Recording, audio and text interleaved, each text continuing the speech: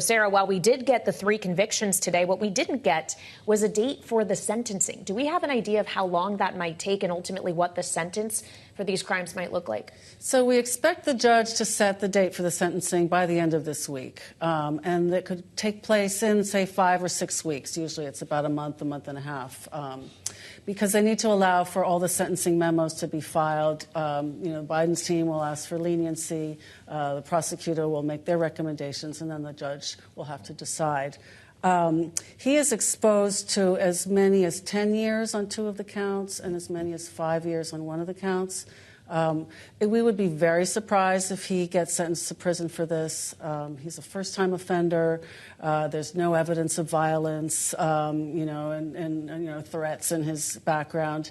And there's a major mitigating factor in his favor, which is when he realized the gun was missing, and he spoke with Kailey Biden, his sister-in-law, and found out that she had taken it and thrown it in a dumpster.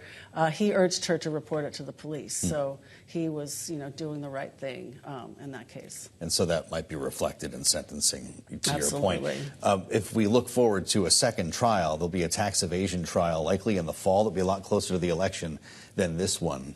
Does the outcome of this trial, of this case, impact the next one? Yeah, absolutely. In fact, we're looking at that now. That is potentially far more serious for him because he would be going into a trial on serious felony tax charges and with a record.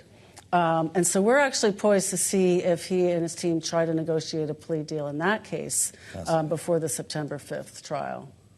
Is there potential that if he decides to appeal this conviction, that could create a delay in which we wouldn't actually see the second trial happen before that appellate process can finish? Or does it not matter if these 2 timelines conflict? That's an excellent question. And we are expecting him to appeal both the convictions and the sentence after the sentencing. So we'll have a clearer picture on whether that would then impact the tax trial case. As of now, it's set for September 5th and going forward as scheduled. Does he appeal this on Second Amendment grounds? This is a jury that took only 3 hours to reach guilty verdicts in a very high-profile case. Well, his argument was that he wasn't aware at the time that he was, addicted to drugs when he, checked the box on that form.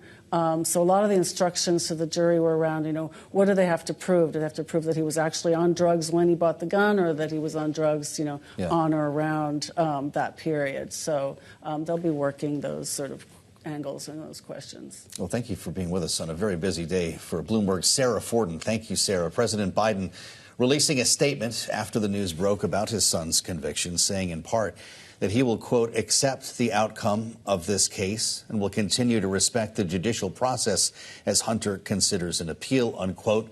For the political ramifications of Hunter Biden's conviction, let's go now to Bloomberg's Wendy Benjaminson. Wendy, I feel like I should ask you if there are, in fact, political implications here. We just spent 2 weeks talking about how Donald Trump continues to raise money and that his guilty verdict doesn't seem to matter for his campaign.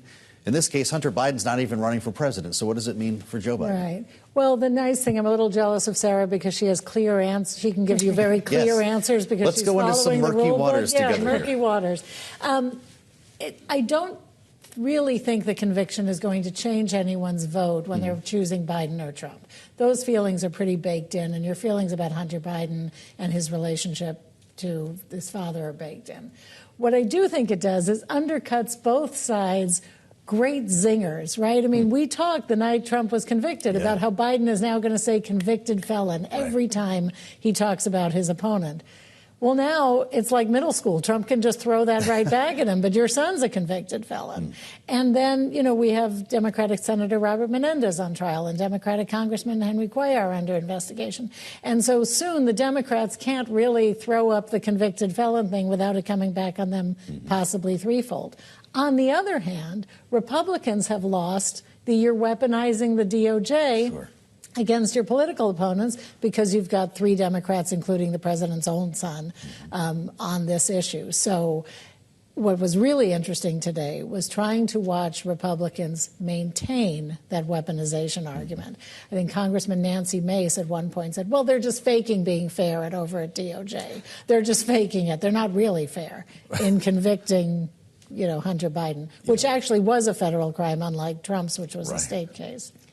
Well, and you heard from the likes of the chair of the Oversight Committee, James Comer, who suggested that while this is a step toward accountability, that it doesn't do anything to erase the wider Biden crime family initiative, in his words, and essentially getting money for peddling foreign influence. So at least in terms of the, say, congressional pursuit of inquiries into the Biden family, Wendy, it doesn't seem that the conviction in this case is doing much of anything at all to tamper that down. Well, it's certainly not tamping down the rhetoric, because why let go of a good line of argument if you've got it, whether there's evidence for it or not, unlike in a court of law. There is no evidence of crimes in the Biden family beyond what Hunter has been charged with. So I don't know where they would go. They sort of gave up on the impeachment of Joe Biden. They've given up on the Ukraine Burisma thing. So I'm not sure where they could actually go, except against Merrick Garland. I don't think there's actually a case there, but they're going to try to say he's being unfair.